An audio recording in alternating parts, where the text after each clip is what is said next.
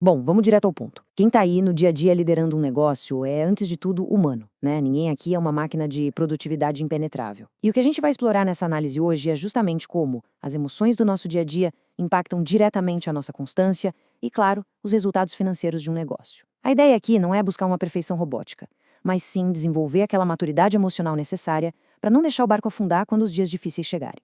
Agora, imagina o seguinte cenário. E se um negócio inteiro fosse guiado única e exclusivamente pelo que a gente sente ao acordar? Já pensou? A cada momento de medo, de insegurança ou daquele cansaço extremo, todo o trabalho simplesmente para. O projeto congela. É uma reflexão que meio que nos força a enxergar o perigo real de entregar o volante das decisões financeiras para sentimentos momentâneos. Afinal, o que é possível construir com tanta inconstância, não é mesmo? Porque, olha, as emoções falam, e falam alto, viu?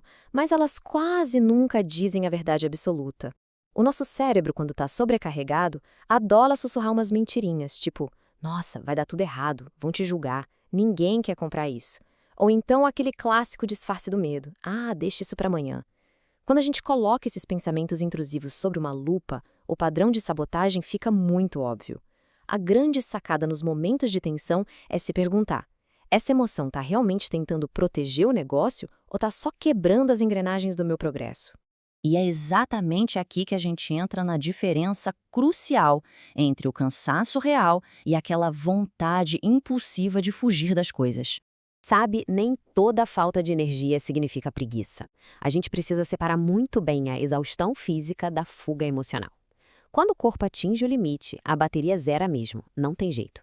E nesse caso, um descanso planejado é uma estratégia inegociável. Dormir, pausar, recarregar as energias. Mas, no outro extremo, existe a fuga emocional. Aquela vontade repentina de largar tudo só para escapar da frustração de um dia que não saiu como a gente queria. Percebe a diferença? A pausa recupera energia. O abandono impulsivo destrói a sua constância. E a estratégia de ouro para não cair nessa armadilha é dar um passo atrás e começar a interrogar essas emoções. Sabe quando a gente manda uma proposta e o cliente demora para responder? A mente já começa a desenhar cenários catastróficos, parece que foi uma rejeição absoluta, e dá vontade de largar tudo e ir morar numa ilha deserta.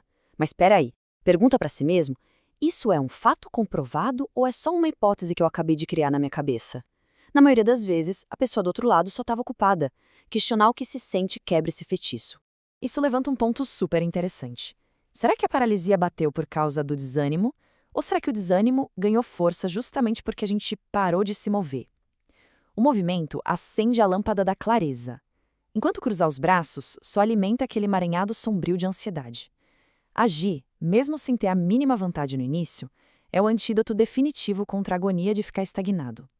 Pode reparar, a motivação quase nunca volta durante a pausa. Ela volta no meio do caminho, com o barco já andando. Bom, mas como é que a gente sai dessa paralisia e volta a produzir na prática? É aqui que entra um método de 4 passos que é literalmente um mapa de resgate. Sentir, filtrar, decidir e agir. O que é brilhante nesse processo é que ele pega todo aquele caos invisível de um dia ruim e transforma numa sequência totalmente lógica e aplicável. Ele intercepta o choque emocional e pavimenta de volta o caminho para a execução. Vamos dissecar rapidinho como isso funciona. Vamos quebrar isso aqui. O primeiro passo, sentir. É libertador. É sobre reconhecer que bateu o cansaço ou a insegurança sem colocar nenhum pingo de culpa nisso. É só a biologia humana operando, tudo bem. Mas a virada de chave acontece no passo 2, o filtrar. Antes de deixar o caos assumir o controle, passa ele por um funil de lógica. O corpo está exigindo, de fato, recarregar as baterias ou a situação só está pedindo uma dose extra de disciplina para terminar aquela tarefa chata? É claro que a emoção vai gritar pedindo um alívio imediato, né? Mas é no passo 3, o decidir, que a gente precisa olhar para o horizonte. A balança exige uma resposta super honesta agora. O que eu tô prestes a fazer me aproxima ou me afasta do resultado que eu quero? Porque ceder aquele desconforto momentâneo e pausar o trabalho vai ter um impacto direto nos gráficos e nas metas lá no fim do mês. Então a decisão precisa ser super consciente e não só um reflexo instintivo. E vamos ampliar um pouco essa visão agora. Qual é o verdadeiro custo dessa paralisia? E o mais importante, quem mais sai perdendo com tudo isso? Porque quando o medo trava as engrenagens centrais de um negócio, o efeito cascata é silencioso, mas é imediato. A pergunta sai do lado pessoal e vira quem mais está perdendo. Clientes que precisavam exatamente daquela solução ficam sem resposta. Pessoas que poderiam ter sido inspiradas pela sua mensagem perdem a oportunidade. O mercado inteiro é privado de conexões valiosas. O prejuízo de jogar a toalha transborda e afeta todo o ecossistema que está ali em volta.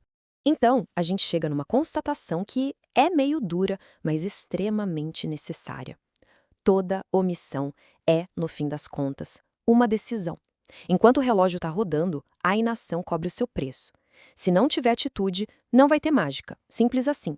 Não fazer absolutamente nada é uma escolha deliberada que mantém as portas do crescimento trancadas com o baita de um cadeado.